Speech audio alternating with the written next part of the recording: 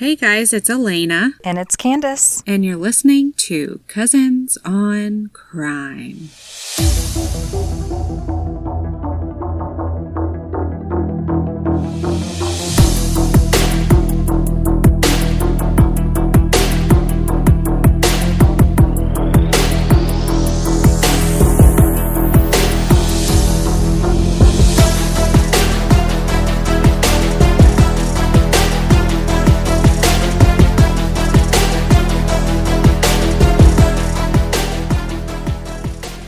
Sultry. I liked it. Thank you. How you doing? I'm good. Just chilling, you know. Chilling chimp? Chilling like a villain. Is that snow cone stand still there? The chillin' chimp? The who? The chillin' chimp. I don't think so. There used to be a snow cone stand. Oh, yeah. No, Chimp. that's not. No, it's called something else. I totally forgot about that place. There is a snow cone stand, but it's not called that. Oh. Well, of course there is one, but... Yeah. We have 3 of them in the area. Nice. The best one, just a nice little plug, is Snow Exciting. Yeah. Here in Saginaw. Mm-hmm. But... yeah, that one's the best one. Saginaw, Texas, not Saginaw, Michigan, guys. If you're new to the podcast, I mean, everybody knows, I'm sure. But, yeah. Well, cool. I can't wait to have my first cone when I get there. You know what? I feel like such a loser. I was just thinking about this last night. I have not had a snow cone this summer season. What is wrong with me? You should be embarrassed. I'm very embarrassed. I don't know if surely it's still open. I'm going to have to go get one before they... I think they don't close till like November, right? Oh. I don't know. Maybe October, November. I don't know. But is Bahama Bucks still a thing over there? Yes. Okay. Yeah, that's still around. I think they're year-round, aren't they? Yeah, because they have, like, brick and mortar. Yeah, well, the last resort, you could go to Bahama Bucks. Yeah, true. Okay, but I gotta get to Snow Exciting. Yeah, Thank you for reminding me. Get a brown cow for me. Oh, brown cow with cream. Mm-hmm. Okay, guys. Let's talk about murder. Yeah. So today, this case was requested by one of my friends. Hey, Sylvia. What's up, Syl? Well, I don't know her. Hi, Syl. I used to work with Sylvia. Yeah. So she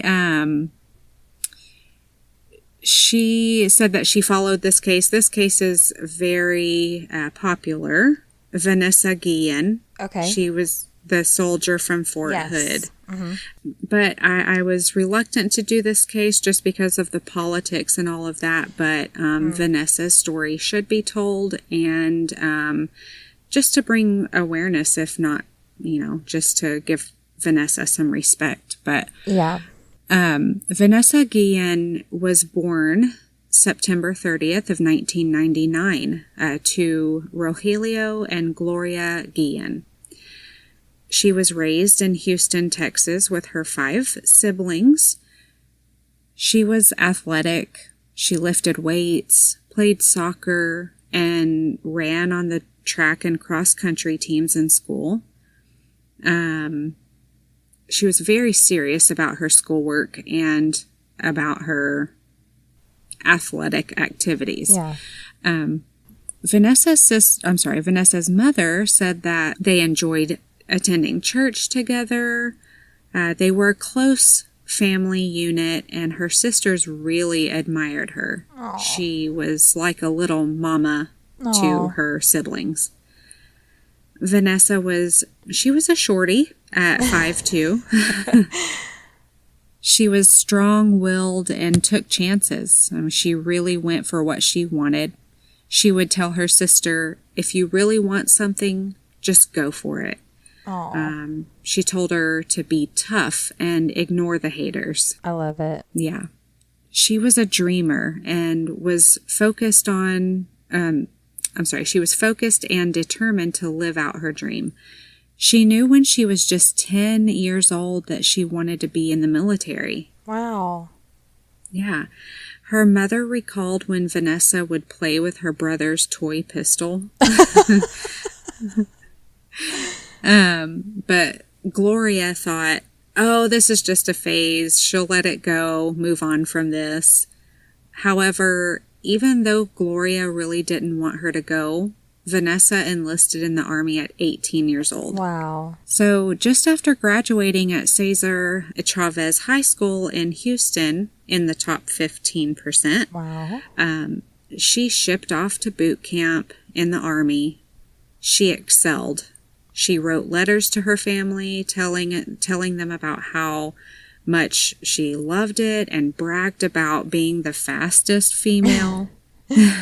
Hey, being a shorty has its perks, you know? Yeah. Yeah. So as much as it seemed that she was a tomboy, she was actually really a girly girl. And y'all, Vanessa looked flawless in that uniform. Yeah. I'm sure y'all have seen pictures. Mm-hmm. She worked as a firearms repairer, and she had been stationed in South Carolina at one point and then Virginia. But in 2020, she ended up at Fort Hood military base in Texas. This was about 3 hours from her family home. And Fort Hood actually just recently changed the name to Fort Cavazos. Did you know that? I didn't, but just the stuff that's gone on at Fort Hood. Yeah. They're probably trying to start over. Yeah, that's what I was thinking Wash when I the heard stain, the stench off of their name. Yeah, a lot has happened there. I mean, yes. Mass shootings. Oh my gosh. A prostitution ring. Yes. And so many sexual assaults. Yes. MIA people. Yeah, like at least 39 people have gone missing. That is so... we should do like a whole series on Fort Hood. Yeah, we should. Anyway, so yeah, washing the name Fort Hood away. They've changed it now to Fort Cavazos, and really that's in honor of General Richard E. Cavazos. He was a native Texan and the first Hispanic 4-star general. Oh, okay. Yeah, so that's respectable. Every weekend, she would travel home to spend time with her family. But just a few months after she got settled into Fort Hood, her mother recognized that Vanessa was going through something. Something was just off. She wasn't sleeping well. She was losing weight. She started to tell her family that the Army was BS and wasn't what she thought it would be. She finally confessed that she was having a hard time, and her mom asked what she was hiding. It later came out that there was some issues with sexual harassment since December when she got there by a sergeant. Now, this wasn't just her. Other soldiers had been assaulted and harassed, guys and girls. So on April 22nd, Vanessa had the day off. She received a message telling her that she needed to come into work. At this time, she was engaged to a man named Juan Cruz. Juan became unsettled when he could not get a hold of Vanessa on April 22nd. She was not answering his text, and they talked all the time, back and forth all day. Well, Juan told Vanessa's family that he was worried. Vanessa and her family would mostly text instead of calling. You know, most people do that these days. But if anyone made an actual phone call, the agreement was that you answered. Like, if it was important enough to pick up the phone and call, answer it. So when Myra, Vanessa's sister, called her several times and got no response, she knew something was wrong. She could feel it in her gut. That's a good family rule, I think. text, fine. If you don't get back to me, whatever. But if I call you twice and you don't answer, I'm calling the police. Yeah, exactly. So the family called the base and asked to get Vanessa on the phone. They're like, is Vanessa there? Yeah. And so Myra talked to the staff sergeant, and he told her that no one had seen Vanessa since lunchtime. He doesn't know where she is. Well, the family kept checking her social media just for some glimpse of hope, for any clue that she was okay. After a full day of not being able to contact her sister, Myra even texted Vanessa's phone saying, I'm going to find you, I promise. Oh my gosh. Like she knew. Yeah. Ugh, so Myra chills. and Juan drove the 3 hours from Houston to Fort Hood to find her. In the meantime, 2 other fellow soldiers of Vanessa's, Tay Hightower and CJ Landy, they had plans to go hiking with Vanessa when she got off work that day. But when some time had gone by and they had no communication with her, he and Tay and CJ went to the arms room to find her, and they didn't see her anywhere. Myra had checked into a motel at about 3 a.m. and waited till the moment that she knew that she would be able to get in contact with Vanessa's staff sergeant. Through those wee hours of the morning, she could hear helicopters flying around, probably doing training, but she was just hoping that it was them searching for her sister. She went straight to the base very early that morning, and she says, the staff sergeant says, what's going on? And Myra says, well, you tell me what's going on. It's been almost 24 hours since anyone has seen my sister. But no one would give answers. She asked if there were cameras to look at. Nope, no cameras. What? Come on. Yeah, I thought that was interesting to not have cameras on base. I mean, I didn't look it up as to why they wouldn't, but is it normal for them to have cameras? Well... Or is it like a security breach? That's a good point. I don't know. I feel like in some areas, like at least in like the parking lot or hallways where nothing confidential might... But especially when you already have a history of things like this going on. Oh, I know. Why would you not have cameras? Exactly. So Gloria, Vanessa's mother, she could not wait any longer. She said if they weren't going to look for her daughter, she would go look herself. But they wouldn't let Gloria on base because of her immigration status. She had come to Houston from Zacatecas, Mexico, which is a beautiful place, by the way. I actually just met someone from Zacatecas, Mexico, and she was telling me all about it, showing me pictures. And so you know you're saying it right. I was like, whoa, that's a weird name. It is. I like the name. It just sounds really fancy. But I've never heard of it until I met this girl I was talking to, but apparently it is a touristy place. You can go there. Oh. But it's like built on this old mining town, and the buildings are like just old and ornate. Oh, and cool. It's just so pretty. Anyway, I digress. So Myra, she eventually asked a journalist to get involved to see if she would be better at getting answers for her. Mm-hmm. And the story just blew up from there. That's it. Go get the media involved. Nobody's going to help you. That's it. Yeah. Because the journalists, those investigative reporters, they will get dirty. Yeah, they will. And the military does not want that going on. So Myra went to the station to file a report, all of the paperwork and next steps. While there, Myra felt another gut punch. Oof. She saw a man who just made her feel sick inside as soon as she saw him. She asked someone who that man was, and she said when he told me, "Oh, that's Robinson. he's also in the armor department. And he was he was one of the last people who had seen Vanessa. That's when she said she instantly felt her heart drop. She just felt the energy towards him was off, and she said, I felt in my heart that either he knew something or he had something to do with the disappearance of my sister. She saw him again at the military police office another time, and he was being very abnormal, very impatient, and she says eventually, when he does look at me, because I'm crying, trying to keep my composure, he just laughs and walks out. Ew. Yeah. She knew in her heart Monster.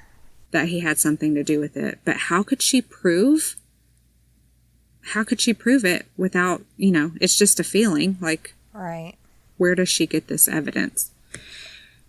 So this man was Aaron Robinson, a 20-year-old who worked with Vanessa in the small arms artillery. He was a specialist. At this time, Vanessa was still a private, but due to the length of time that she served, they were just giving her title of specialist when all this happened. Mm-hmm. So Robinson was a superior of hers. So Tay and CJ were trying to find out everything that they could. I mean, they were some of her best friends there at the base. They went to her barracks room, and her roommate answered the door and said she didn't know where Vanessa was. She hadn't seen her. They knew Robinson was the last one to see Vanessa, so they called him and asked what he knew. All he said was, I sent her to the motor pool. They asked him if she said anything as she was leaving, and he says no, and hung up the phone. Yikes. Sketchy. Mm-hmm. So they gave his number to CID and informed them of their suspicions, and they said that they would look into it. CID, which is the Department of the Army Criminal Investigation Division, at the time they were short-staffed and they had new investigators, and on top of that they were inundated with cases, as we've talked about. Mm-hmm.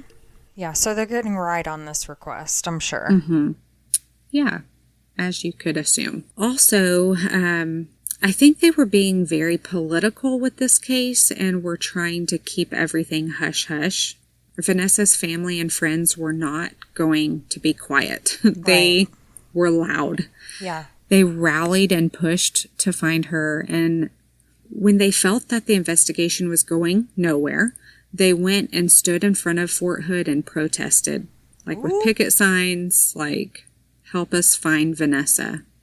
Vanessa's sister Lupe, she was 16 years old at the time, and she had a loud voice. She was seen several times on camera at protests, demanding help, kind of like the family spokesperson. Nice. So this is what it's all about, right? I mean, you have a loved one that's missing. You can't just sit idly by and hope for the best. There's no way. No. I mean, God forbid anything happen to my family or friends. Mm-hmm. I pray protection over y'all every day. But you best believe I will do what I can to find you and bring justice. Exactly. And people are like, well, we'll get back to you. We don't know. We don't know where she is. We're working on it. That's not good enough. That's just not good enough. Yeah. But, I mean, they had the resources to do that. Some families don't have the resources to, drive 3 hours away for months on end to find their loved ones. So, retracing Vanessa's steps on April 22nd of 2020, the last known sightings of her was in the parking lot of her squadron's headquarters at Fort Hood.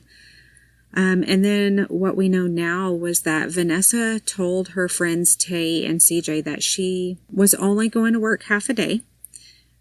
She had to go to work to check a few things, and then they planned on going hiking.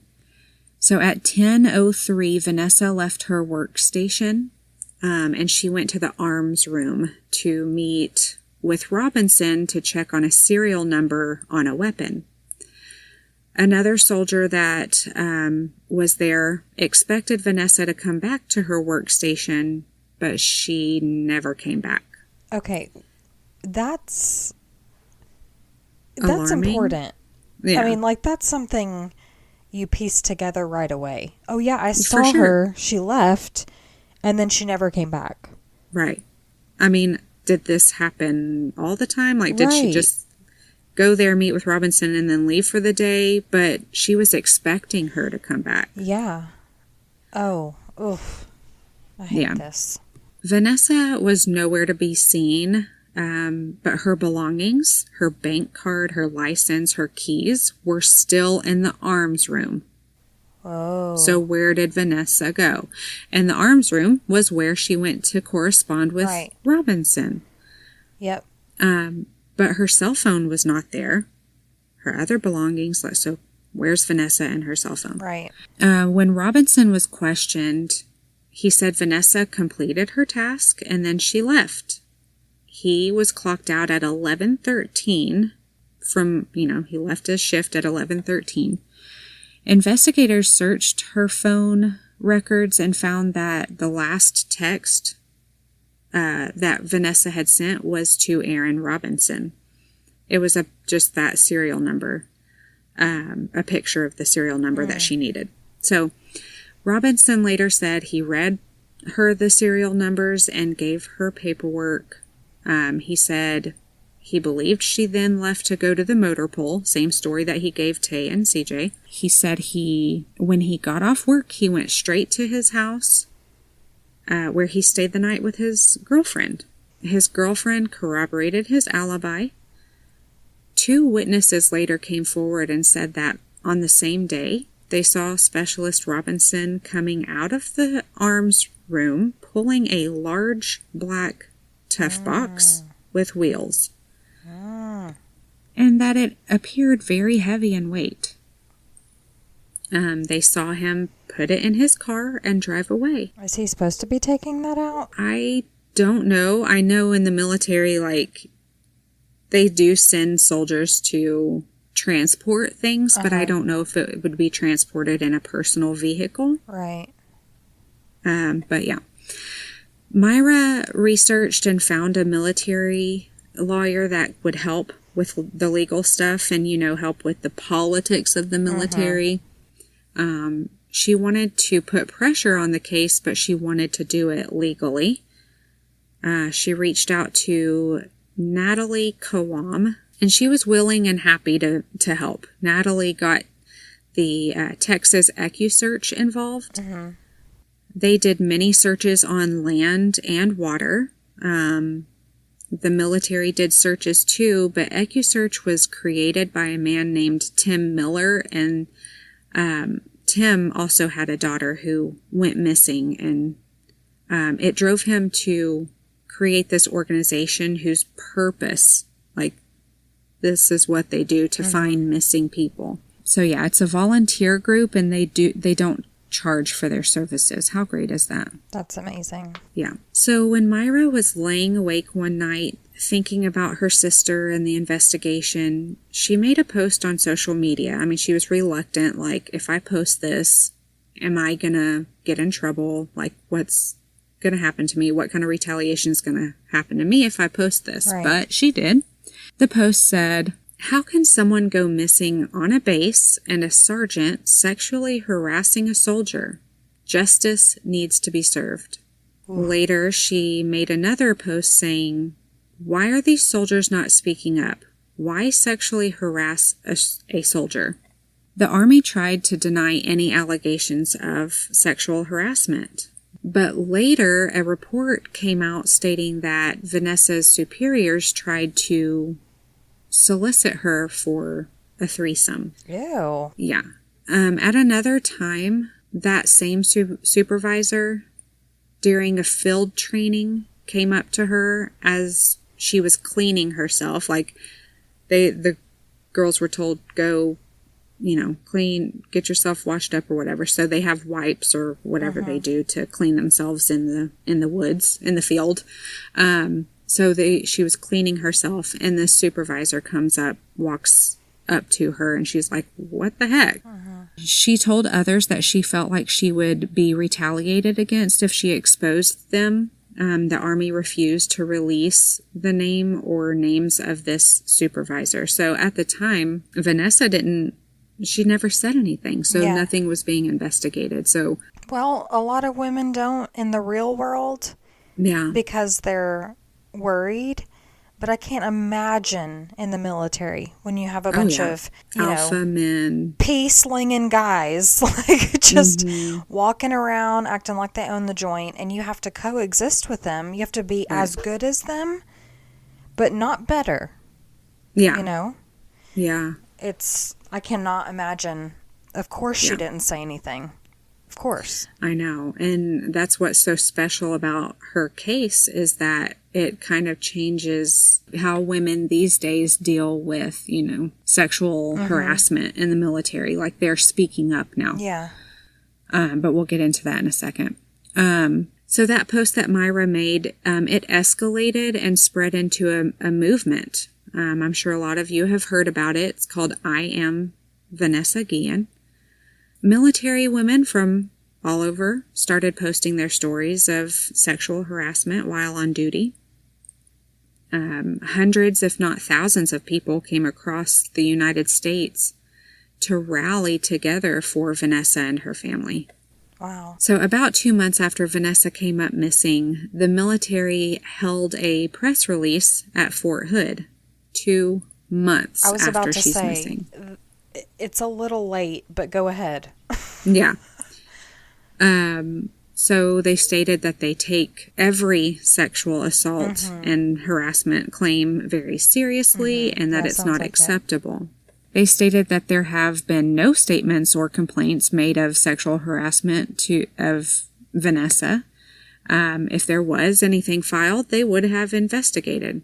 Well, now we're saying that she's murdered or she's missing, so now we can investigate this. Exactly. On the Netflix series titled I Am Vanessa Guillen, CJ said that there were more than one soldiers that harassed Vanessa, and 2 of them were in charge of her.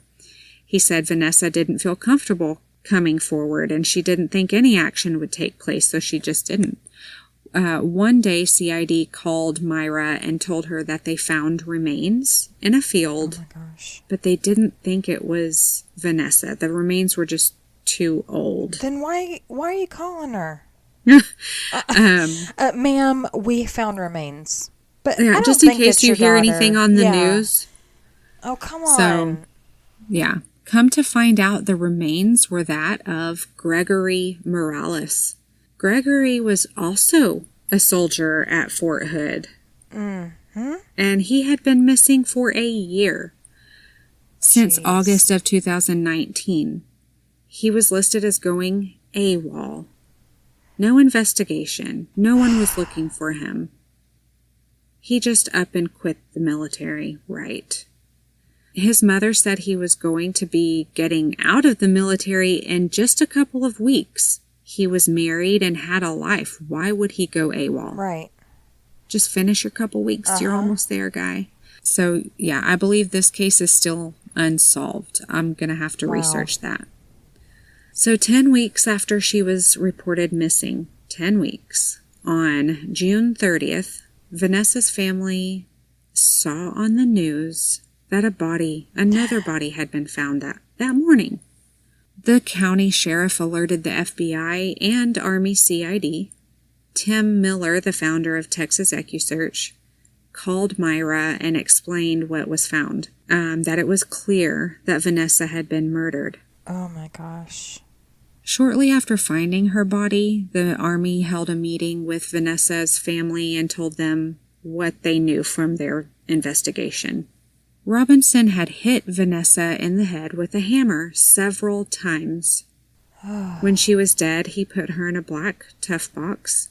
And this is just so interesting to me. Like, he hit her on the head several times with the hammer. Like, there's going to be blood somewhere. I was about to say, did they not find anything in that arms room that she was in? Exactly. Nothing was reported about if they investigated this arms room. I mean, blood splatter, like... Right. She's hit in the head when you it would have been bring that flung up on back. The ceiling. Yeah. All over armory. I mean... Right. Yeah. Wow. So it just is baffling. The CID got a report of Robinson's cell phone pings, and there was a ping by the Leon River in Belton, Texas. Belton is about a 25 to 30 minute drive from Fort Hood. But wait, he said he went straight home and stayed there for the rest of the night. And his girlfriend said that, right? Yeah. So why is the phone pinging all the way in Belton? So Texas EquuSearch goes out to the location of the ping, and that's where they found a pile of burned remnants. Some of what they could tell was part of a black tough box. They also found freshly dug piles of dirt, and this is where he burned Vanessa's body, dismembered, and buried her with concrete. And come to find out, this concrete he bought off of Facebook Marketplace. What? Yeah. Like, kills her in the arms room, takes her in this box, gets on Facebook Marketplace, buys this concrete. This is very, like, a to-do list of things. Yeah. This isn't something that just happened. No, this took a long time to carry out. Yeah. So the day they found her was actually the second time they searched out there. The first time was not fruitful, but a construction worker had reported a foul smell in a certain area. So they went back. In this particular area, they looked up and saw that some leaves in the tree looked like they had been burned. So that was a big clue and helpful for them. So they started digging, and that's where they found her. What was the motive? So the prosecution says because he felt threatened that Vanessa was going to tell on him for fraternization. Because he was in a relationship with a married woman. Not even for the sexual assault or sexual harassment allegations. Like, he was saying, oh, she saw a picture of my girlfriend. She knew that she was married to another guy, so she's going to tell on me for fraternization. No, it's much more than that. Oh, yeah. I don't think she cares about that, to be honest. I think she cares about your behavior, like at work. Yeah. I mean, he was one of the ones that had a reputation of sexual harassment, and he felt that she would expose him, and he was not going to let that happen. So they also found that Robinson had help disposing of her body. Go on. Looking through his phone records, they saw that he called his girlfriend several times in the middle of the night. But wait a minute. If he was with her all night, why would he call her so many times? And why would she told say investigators. Yeah, well, she told investigators, well, she couldn't find her phone, so he called it several times as they were looking for it. I mean, it's a likely story. Okay. And they believed her. Yeah. So Cecily Aguilar, Robinson's girlfriend, 22 at the time, was actually estranged from her husband. Her husband, Keon, was another soldier in the military. Cecily had left her husband for Robinson. And Keon, he actually didn't file for divorce until 2022, 2 years later, and it was finalized in the beginning of 2023. Anyway, that's just a side note. In her confession, she admitted helping him take Vanessa's body to a bridge at the Leon River and burying her in 3 different places. Oh. Gruesome. When Vanessa was found, Robinson was already being held for breaking COVID protocol. You know, it's 2020. Oh, yeah. I don't know what he did, but this small charge of breaking COVID protocol, they're holding him in, I don't know, was he being held in a room? I don't know. I'm so how glad they were. that they're concerned with that and not concerned with a missing person. You know what I mean? Like, yeah. Oh, get on with it. Yeah. So the soldier that was looking over Robinson was not informed that Robinson was also suspected of killing Vanessa. So I think it was just this relaxed thing of, Robinson, he's just sitting there and he still had his phone. Well, he picked up, he's reading Facebook, reading whatever post on his phone, and he sees news that Vanessa's body had been found. Oh. And he called Cecily and he says, "Baby, they found pieces of her." Ew. And so somehow he escaped the supervision that he was under. He just walks out. I don't know. Oh, my gosh. Later, he was seen walking about 6 miles from Fort Hood. Police went to approach Robinson, and he pulled out a gun and shot himself. What? Yeah. Coward? Can Yes. we say coward? He didn't want to face the music. No. Eventually, Cecily wanted to retract her confession. Myra, Lupe, and Juan, they went to the courthouse to fight to keep them from throwing out her confession. While Myra and Juan went inside to deal with the legal proceedings, Lupe stayed outside. Her parents, like I said, she was 16 at the time. Her parents didn't want her going in and having to hear all this or deal with, what Cecily might say or all that. So Lupe stayed outside and protested with a group of people that came from all over Texas to support them. During the hearing, Cecily said that Robinson put a gun to her head and made her help dispose of Vanessa's body. I'm so sure. Yeah. So the judge, he saw right through her shenanigans. And he denied her motion to retract the confession. Good. She continued to plead not guilty as her trial date was delayed several times. Finally, on August 14th, 2023, less than a month ago, Jeez. Cecily Brown Aguilar pled guilty to 1 count of accessory to murder after the fact and 3 counts of false statement or representation. At 25 years old, she was sentenced to 30 years in prison, which was the maximum for all that. Why didn't they give her, desecration of a body? Is that not a thing in Texas? I feel like slap them with everything. Yeah. Well, and some people were like, I was reading comments on Facebook, when they posted how, her sentence, and people were like, she didn't kill her. Why would she get 30 years is too long. She didn't actually do the act. Yeah. No, she didn't, but she desecrated this body. Yeah, and she delayed justice because if he wouldn't have had help, he would have had to do all that stuff on his own. He wouldn't have had an alibi. And they probably would have found her a lot sooner. For sure. And he would have been found out a lot sooner. So she delayed justice by helping him. Yeah, exactly. She's sitting here watching the family plead. Gross. Scream out from their belly looking for their family member, and she just sat there and watched. It's gross. Monster. She's just as wretched as he is. So, she got 30 years in prison, so she was 25. She's going to be, 55 when she gets out. But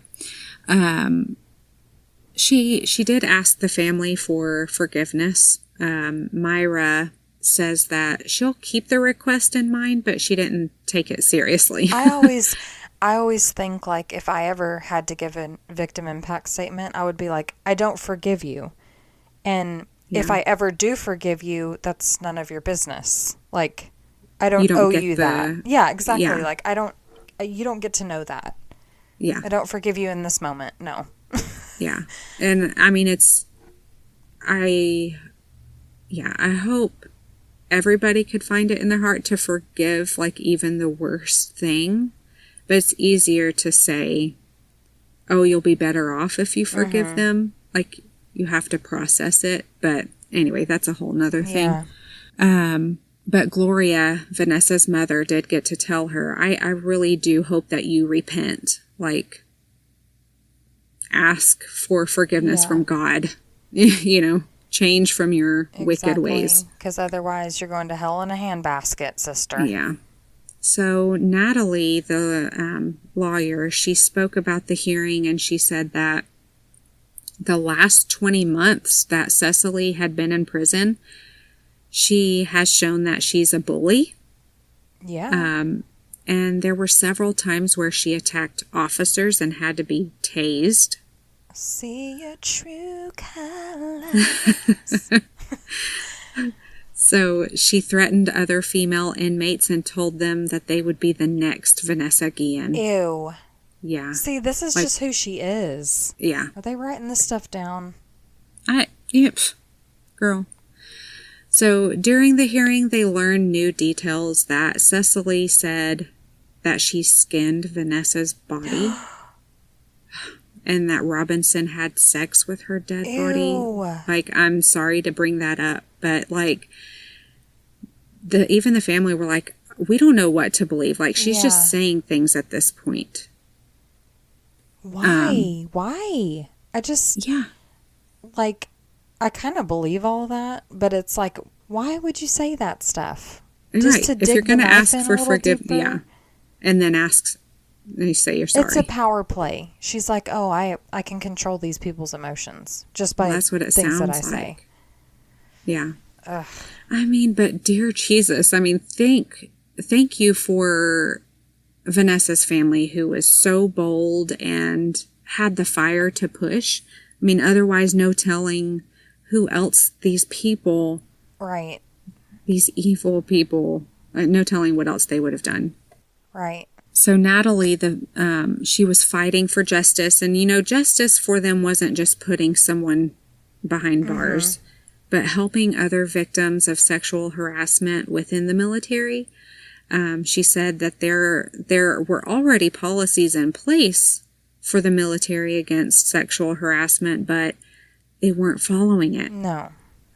She tried to get a bill passed called the Vanessa Guillen bill. This would help others going through what Vanessa went through. And however, the bill, that first request did not go through to the next level for a vote, so it wasn't passed. But they did try for a second time to get the bill passed, and they kind of had to critique, and they merged with another person, a senator who was trying to get a similar bill passed. They merged bills together, and so it was a success. This bill reforms the way that military investigates the sexual assaults claim.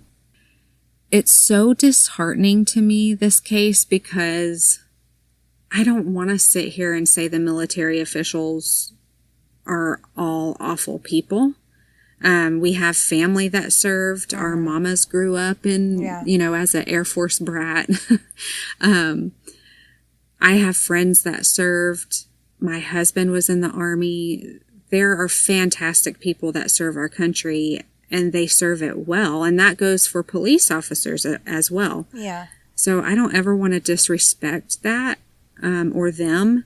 There are just really bad apples and really evil people in all aspects of life that make it all look bad. Exactly. Yeah, I don't ever want to take away from the good.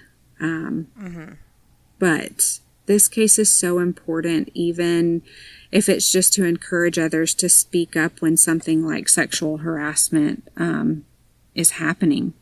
Because it proves that it will escalate if you don't deal with it. I think if you look at the history of, women's rights, just think about Grammy. Yeah. Just the past 50, 60, 70 years, the military was a man's world. For sure, yeah. For the longest time, right?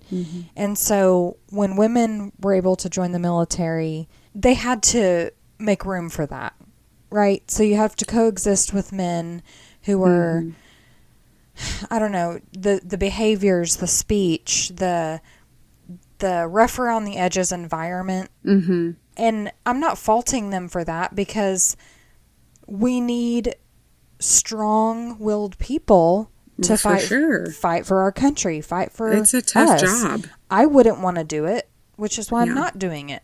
So, I mean, I've thought about it, but I've never been so determined enough to just go do it. But right. And that's the thing is they are determined. They're strong-willed. Yes. And so you have a bunch of people like that. And then you've got Vanessa, who's very strong-willed, but she's also a girly girl. So she's like, how do I fit in here? How can I fit in here and wear mascara and not have to beat the guys off with a stick? I'm so sorry that I'm that pretty that you can't leave me alone. Control yourself. Yeah. Get over it. I'm wearing fatigues and I'm still a hot piece. You know what I mean? Like, she can't help that. So you've got this weird dynamic there. Yeah. And there is absolutely no excuse for women feeling unsafe at work in any capacity, but especially women in the military who are there to serve our country, and they're sitting there like, well, I can't say anything. Like, if I say something, then I look weird, or I look like I'm... And that's the other thing, like, I think a lot of women who suffer from sexual assault or sexual harassment in the workplace, they're like, well, if I report this, then I look like I'm... Yeah, it's a shameful... Yeah, it is a shame. It is. It's like, I don't want to bring attention to this because I don't want people thinking that I think I'm all that in a bag of chips. Exactly. And it does make you feel that way. Mm-hmm. It does make you feel that way, even though you're not reciprocating that. Exactly. You do feel kind of dirty. Like, you do. Yeah. Rest in peace, Vanessa. And I'm so sorry that this had to happen for women across our nation for it to get to a level where women feel courageous coming forward now. Yeah, now's the time. Yeah. But yeah, what I also find fascinating too is that there are several murals painted around the world of Vanessa. Wow. And yeah. So her life and death made such an impact in the world. But really, last thing I want to say, Rogelio and Gloria Guillen, they raised some fierce, bold, and smart children. So well done to them. Yeah. So, yeah. Well, thanks for telling her story. I have heard that story, but I haven't really heard it told like that. So, yeah. I think a lot of podcasts and documentaries are interested in the murder aspect, but not so interested in the politics and the, the messiness that comes along with it. Yeah. And like I said, it was difficult for me to really want to do this case because I don't want our platform to be political, but these are things that we do have to talk about. Right. Well, it's part of it. It was the driving force behind her murder. I mean, at the heart of it. So, important you told it that way. Well, thanks. That was great. Let's do it again sometime. All right. We will. All right, bye, guys. y'all. Bye. Well, thank you for listening to Cousins on Crime. If you're enjoying our podcast, please leave us a 5-star rating so that other true crime fans can find us. If you have any case suggestions or just want to say hey, email us at cousinsoncrime@gmail.com. And be sure to follow us on Instagram, where we post case photos and information at Cousins on Crime Podcast.